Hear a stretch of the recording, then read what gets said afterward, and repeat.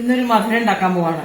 ഈ വീട്ടില് ഉണക്കലരി കിട്ടിയാൽ നമ്മളൊക്കെ പാൽപ്പായസം ഉണ്ടാക്കും. ഇവിടെ എനിക്കും ഇതുവിനൊക്കെ പാൽപ്പായസം ഭയങ്കര ഇഷ്ടമാണ്.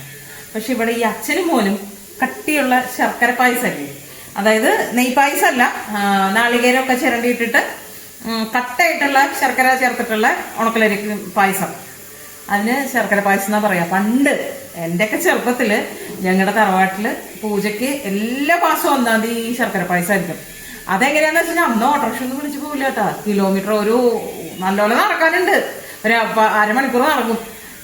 സ്റ്റീലിന്റെ വലിയ ബക്കറ്റില്ലേ, നടപ്പുള്ള ബക്കറ്റില് അരി, നാളികേരം, ശർക്കര, എണ്ണ, ചന്ദനത്തിരി ഒക്കെ പിടിച്ചിട്ട് വെയിലത്ത്, കാരണം 1-ാം തീയതി ആവുകൊണ്ട് സ്വാമി പല സ്ഥലത്ത് പൂജ കഴിഞ്ഞിട്ടാവും നമ്മുടെ അവിടേക്ക് എത്തുക. അപ്പൊ മിക്കവാറും 12 മണിയൊക്കെ കഴിഞ്ഞിട്ടാണ് പൂജ ഉണ്ടാവുക.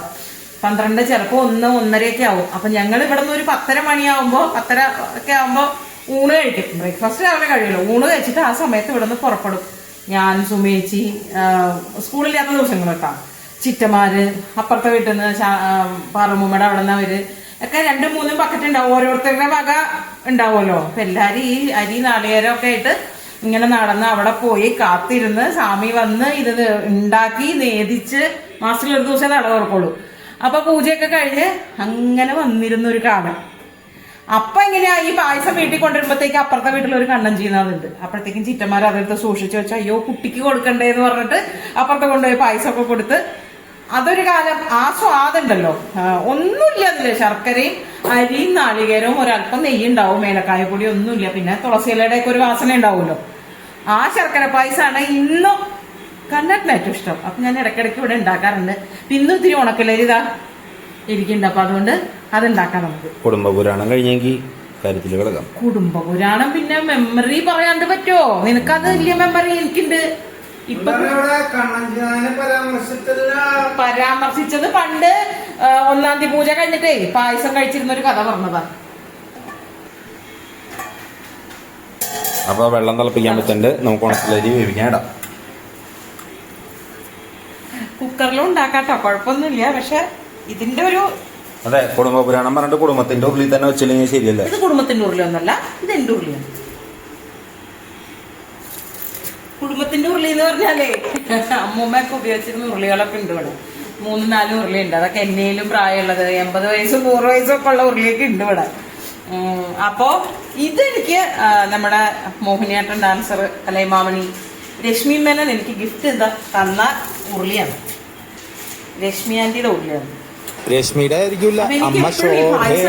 ഉരുളിയിൽ വേവിച്ചുണ്ടാക്കണത് ഒരു എല്ലാം ഞാൻ ഉരുളിയിൽ തന്നെ ഉണ്ടാക്കാറ്. എനിക്ക് തരാണ്ട് അച്ഛൻ അവിടെ നിലയ്ക്കോ തിന്നുണ്ട്.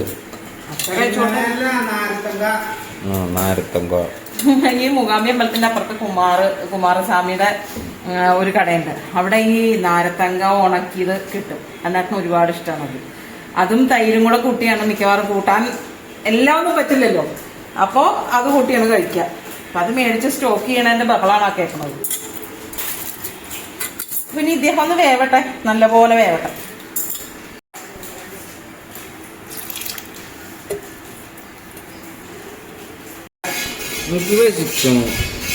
അമ്മ ഉണ്ടാക്കി വെച്ചിട്ടുണ്ട് ചോറ്, സാമ്പാറ്,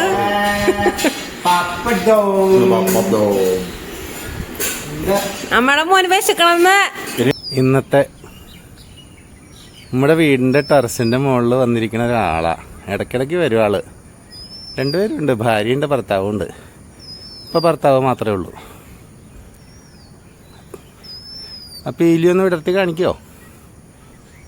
വിടർത്തോ? പീലി വിടർത്താമോ? പീലി വിടർത്തിയേ. മുകളിൽ നടക്കാമെന്ന് വെച്ച് വന്നതാ. അപ്പം എൻ്റെ സാറ് ഇവിടെ കിടന്ന് കളിക്കുക. മെടുക്കന. ഈ പരിസരത്തുള്ള എല്ലാ വീട്ടിലും പോവൻ.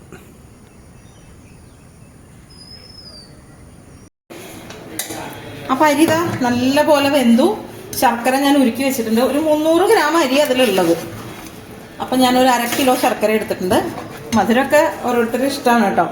ശരിക്കും പറഞ്ഞാൽ ഇരട്ടിയൊക്കെ മധുരം ചേർക്കും, പക്ഷെ ഞാൻ അത്രയൊന്നും ചേർക്കണില്ല. 1/2 കിലോ ഒരു വലിയ ഉണ്ട ഇത്ര എടുത്തിട്ടുള്ളൂ.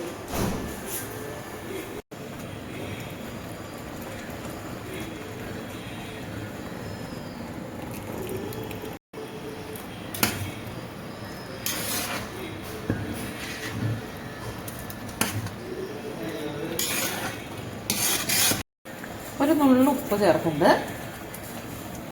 നാളികേരം, ഇതൊരു കുഞ്ഞ് നാളികേരം, ഒരു ചെറിയ നാളികേരം ഫുള്ളുണ്ട് കേട്ടോ.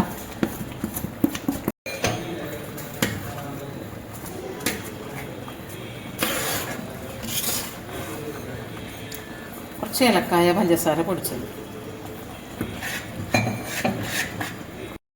അപ്പം നമ്മുടെ ശർക്കര പായസം റെഡിയാണ്. ലാസ്റ്റ് ഒരു സ്പൂൺ നെയ്യ് ചേർക്കാം.